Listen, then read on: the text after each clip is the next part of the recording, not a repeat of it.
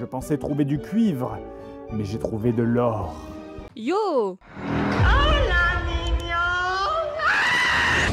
Bon, le harcèlement c'est marrant et facile, ça fait des vues et c'est rentable. Mais psychologiquement, votre serviteur commence petit à petit à broyer du noir, donc on va passer sur un sujet plus léger, qui est...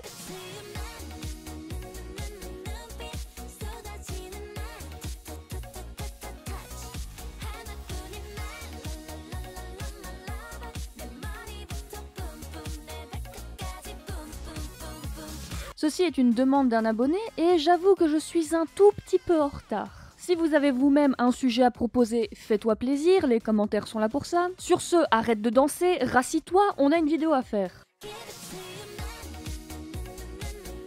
Bon, si votre rêve c'est de devenir les nouveaux péchés capitaux de la pop coréenne, pourquoi eux en particulier? Parce que, Army, ta gueule, tu n'as pas 36 solutions. Les auditions. S'il y a une solution pour rentrer dans l'industrie, il y en a bien deux pour débuter. La première étant le schéma classique, audition en agence. Bon, vu les conditions, plutôt vidéo, mais Covid sur ton nez. Entraînement intensif, tu corresponds au profil pour le prochain groupe, tu débutes. Simple, clair, précis. Sinon, il y a l'autre. Audition, entraînement intensif, survival show et début. Et aujourd'hui, le groupe qui nous intéresse a fait partie de la deuxième option. Car c'est en 2016 que Double Kick Entertainment crée Fighting Momoland, un survival show mettant en compétition 10 trainees féminines dans différentes épreuves diffusées sur Mnet. Jusque-là, rien de fou, schéma numéro 2 classique. Mais je vous rappelle que le titre de vidéo, c'est Momoland, l'enfer d'un succès. Et ça commence dès leur début, car le dernier épisode n'a malheureusement pas atteint les 3000 téléspectateurs, ce qui a eu pour conséquence de retarder leur début officiel.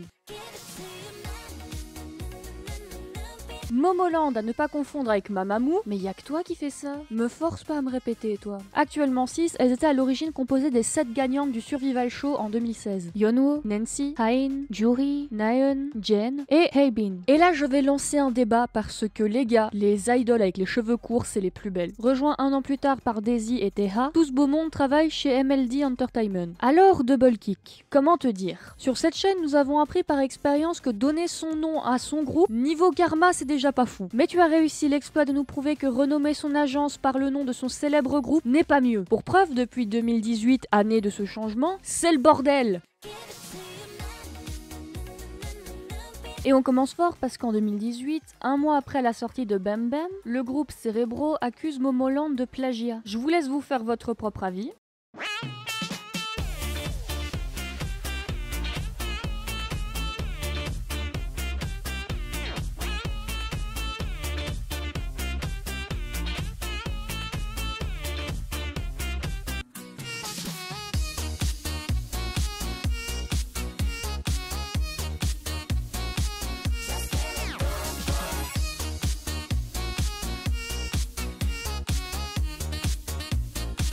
Ce à quoi le compositeur de Bam Bam se défendra en soulignant que la ligne de base de sa chanson est souvent entendue dans les sons house électro ou électro swing. Sinon à part ça, il faut vraiment que je vous parle des 3 artistes qui ont quitté le groupe. Commençons par Yeonwoo et crois-moi, tu n'as pas envie qu'elle revienne. Entre ses divers problèmes de santé et son manque de confiance en elle et ses capacités, elle voulait devenir idol, mais le métier d'idol voulait pas d'elle. Mais on peut pas lui retirer qu'elle est courageuse car malgré tout, elle a continué jusqu'au bout, du moins jusqu'à ce qu'elle participe à un show TV. L'histoire commence lors d'une émission à but lucratif, quand Yeonwoo balance sans pression: si je venais à gagner, ce serait mon premier gain d'argent depuis les débuts de ma carrière. Je rappelle vite fait que c'était en 2019, soit un an après l'explosion de Boom Boom et sa version Wish Bam Bam, dans la même année. Ça rend le fait qu'elle n'ait toujours pas été payée en 3 ans encore plus étonnant. Mais ne vous inquiétez pas, ce système de prêt argent carrière, j'en reparlerai dans une vidéo dédiée à ce sujet. Revenons donc à notre histoire. Suite à cela, les fans avaient remarqué que Yeonwoo participait de moins en moins aux activités, surtout en juin de la même année où là, elle n'apparaissait plus du tout. La rumeur est donc lancée: est-ce que Yeonwoo a quitté Momoland? Ce à quoi MLD Entertainment, quel nom de merde putain, répond en expliquant que les rumeurs au sujet de leur artiste sont faux et que les raisons pour lesquelles elle n'a pas pris part aux activités ces derniers temps étaient qu'elle était sur les tournages d'un drama. Et la raison pour laquelle elle n'a pas participé à la performance au Chili était pour des raisons de santé. Ça valait vraiment le coup de nous rassurer, MLD, hein, vraiment. Surtout si au final tu nous fais un communiqué en novembre pour nous expliquer que, bah oui, elle quitte le groupe en fait. Bonjour, c'est MLD Entertainment. Nous aimerions faire un communiqué concernant nos artistes Momoland, qui ont été réorganisés en un groupe de 6. Taya et Wonho, qui ont fait partie de Momoland, sont sur le point de prendre un nouveau départ en quittant le groupe aujourd'hui. Elles ont longuement réfléchi à leur projet de carrière, et après avoir eu suffisamment de temps pour le faire, elles ont beaucoup discuté avec l'agence. Et là on va abréger parce que c'est long pour pas dire grand chose, mais en gros, Taya elle s'est barrée dans une autre agence, quant à Yeonwoo elle reste à MLD mais continuera sa carrière en tant qu'actrice. Enfin, concernant Daisy, puisque nous sommes toujours en discussion, nous vous informerons dès que nous serons parvenus à un accord. J'ai pas besoin de dire la suite parce que c'est elle qui est devenue l'or de cette vidéo.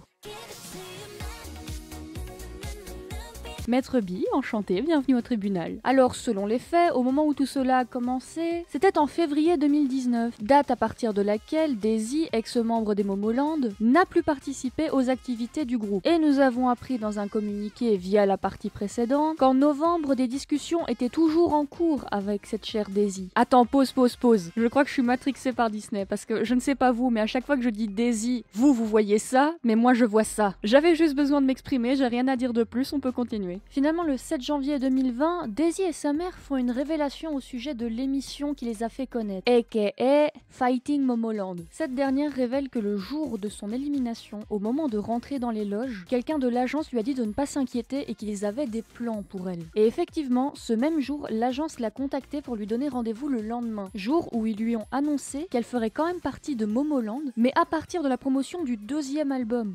De la manipulation dans un survival show, ça me rappelle quelque chose, pas toi? MLD, à part votre nom qui devrait être interdit par la loi, qu'avez-vous à dire pour votre défense? Il est vrai que nous avons fait une offre à Daisy pour qu'elle rejoigne le groupe au prochain album. Mais elle a rejoint Momoland parce qu'elle était d'accord. En tant qu'agence, nous avons simplement ajouté un membre pour remplir les aspects qui manquaient dans le groupe. Mais ici, je vois que les membres ont aussi dû payer elles-mêmes les coûts de la production de l'émission. Comment se fait-ce? Daisy, quelque chose à dire par rapport à ça? Après mes débuts en 2017, j'ai reçu mon premier avis de paiement. Dans la section 2016, quand je n'étais pas encore dans le groupe, donc j'avais une dette de 70 millions de won. Et ils ont dit que ça faisait partie des coûts de production pour Fighting Momoland. J'ai entendu que ces coûts étaient divisés entre toutes les membres, mais mon rêve de débuter dans un groupe d'idoles était plus fort et je pensais que c'était naturel de payer les frais de production. Alors j'ai payé. Objection, nous avions déjà expliqué aux membres qu'elles devraient payer les coûts de production et ce n'est pas un problème parce qu'elles avaient toutes signé un contrat pour cela. Coucou. Et vous êtes CJMN, parent de Mnet chargé de diffuser l'émission. Nous on est juste là pour programmer l'émission et l'agence c'est la sous-traitance. Dans ces cas-là, quand c'est une agence qui produit un programme d'audition, nous ne savons rien des membres, des coûts de production ou des promotions. D'accord, donc vous êtes juste venus pour nous dire que vous n'aviez rien à voir là-dedans. C'est ça, au revoir. Tout va